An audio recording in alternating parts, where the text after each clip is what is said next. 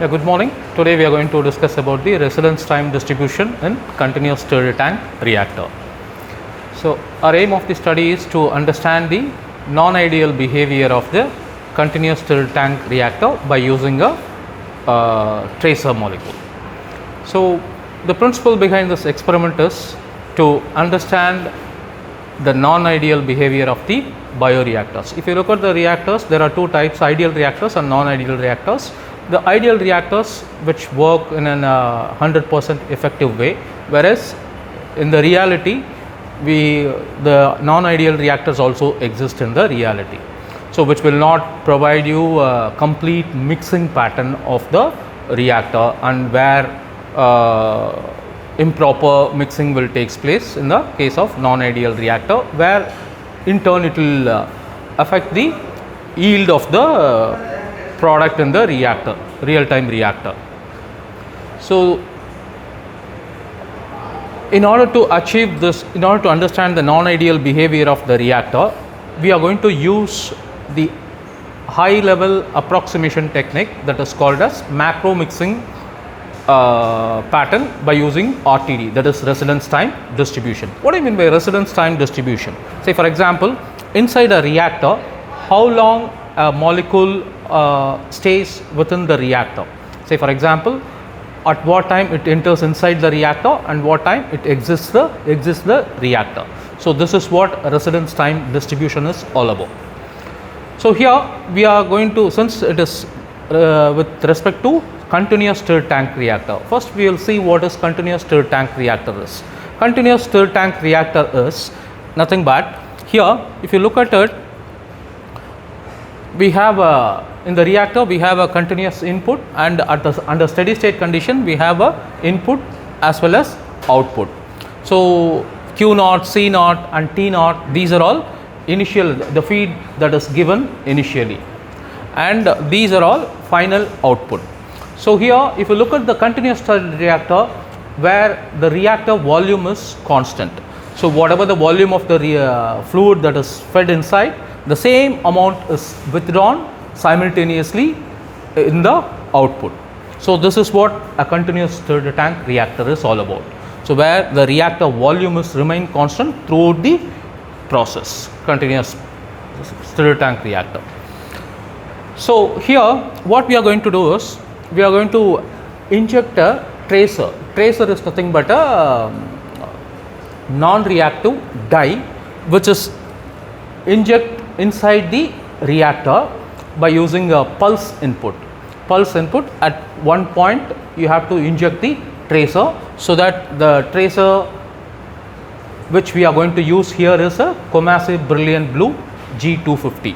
So that tracer is injected at one point, so it will go and get mixed inside the reactor. The reactor is filled with a water, distilled water, or in the real time scenario it will be filled with the medium components. But here we are taking water as a component, and we are going to add the injector as a pulse input. Tracer is injected inside the reactor. So what happens here is, so how long the dye will be mixing, how actually in a stirred tank reactor, the once if you inject the dye it will get homogenized by using the agitator, that is central shaft located at the reactor, and it is fitted with the impellers. So this will mix the contents and uniformly in order to get a homogeneous solution of the reactor. So then what happens is, say for example, how much time the tracer molecule it takes to stay within the reactor, and at what time it will exit the reactor. This is what we are going to study in the residence time distribution.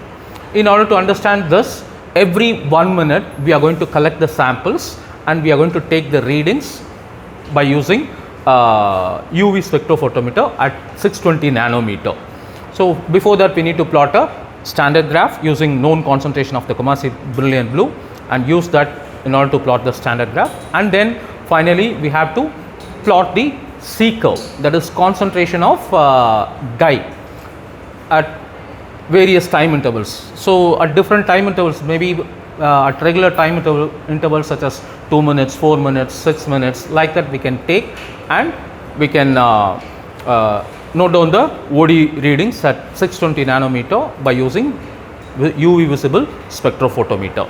So by using these readings, we can able to calculate the by taking these OD values and finding out in the standard graph, we can get the concentration of, that is C of T curve. We can able to plot concentration versus OD value. You can plot the C of T curve, and then what we have to do is, the next thing is we need to find out exit time. The exit time is nothing but the RTD, residence. It is a function of the RTD. E of T is nothing but function of residence time distribution.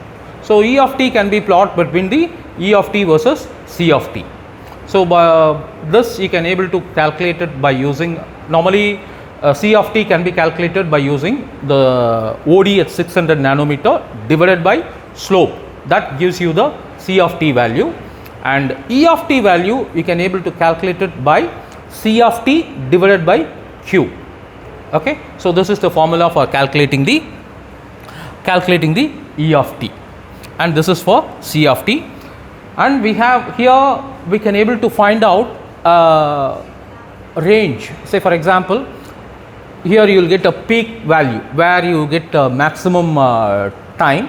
So from there you want to calculate how what is the time from the peak 2 minutes before and from the peak 3 minutes after.